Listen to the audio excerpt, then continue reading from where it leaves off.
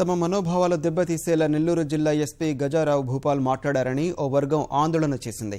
రాత్రి 1 నగర పోలీస్ స్టేషన్ను ముట్టడించి ఎస్పీ క్షమాపణ చెప్పాలంటూ డిమాండ్ చేశారు. స్టేషన్ ఎదుట బైఠాయించి ఎస్పీకి వ్యతిరేకంగా నినాదాలు చేశారు.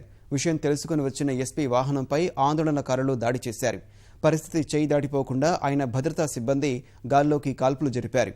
నిరసనకారులపై లాఠీచార్జి చేశారు. ప్రస్తుతం పోలీస్ స్టేషన్ వద్ద భారీగా పోలీసులను మోహరించారు.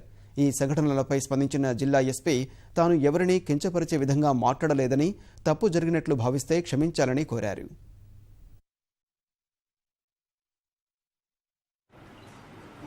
టెర్రరిజం వైపు ఆకర్షితులు కాకుండా ఉండాలనే ఉద్దేశంతో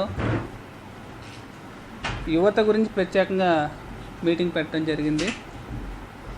అయితే ఆ సమయంలో దురదృష్టకరంగా ఏం జరిగిందంటే, కొంతమంది పెద్దలు వచ్చారంట, వారిని లోపలికి రానివ్వకుండా పంపించేశారు